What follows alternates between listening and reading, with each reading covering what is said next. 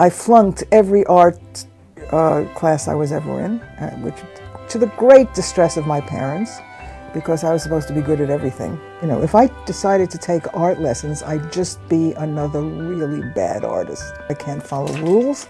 I don't know how to do what they want me to do. There is no good, there is no bad. It exists, and that's a fabulous thing. And sometimes I think the worse your drawing is, the better it is, because it's not pretentious. It's your voice, it's not somebody else's voice. I'm Sue Kreitzman, and I am an outsider artist.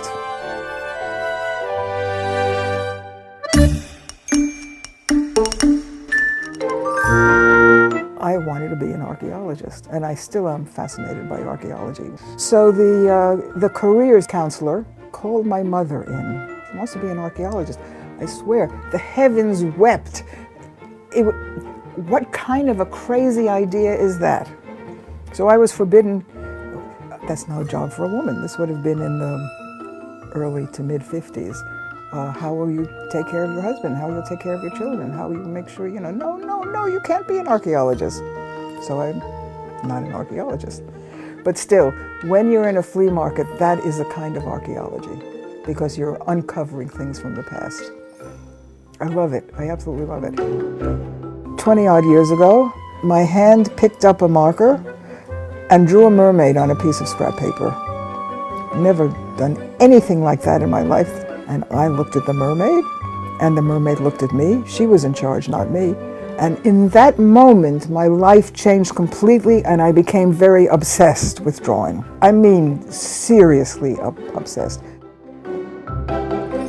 I think I was probably born with a rainbow in my head. It's just almost like a genetic thing. But I do remember in kindergarten, so I would have been about 5 in New York City, the teacher brought out this huge, shabby box of crayons that had obviously been used by classes before.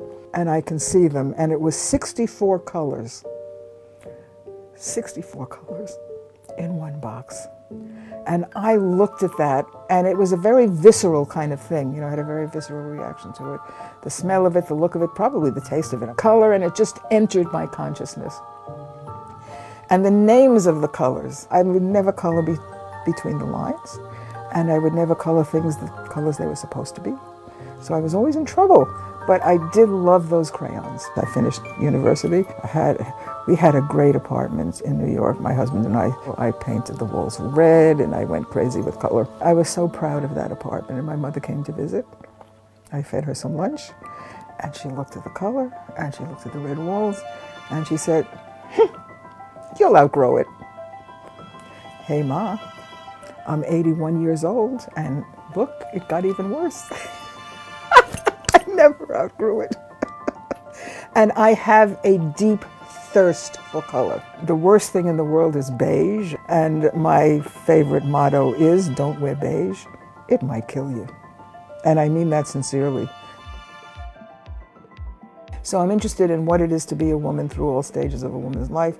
I'm fascinated by very powerful women. My idea of a powerful woman is a woman who has done something spectacular with her life.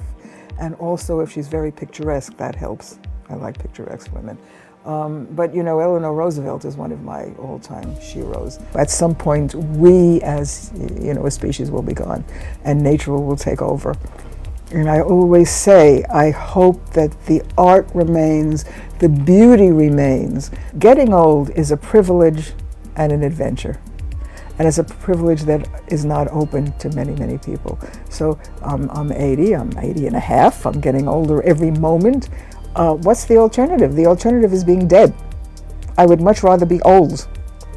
And old age, so much is open to us, and the older you get, the less you give a flying whatever about what other people think. I think for the rest of my life, I will be an artist.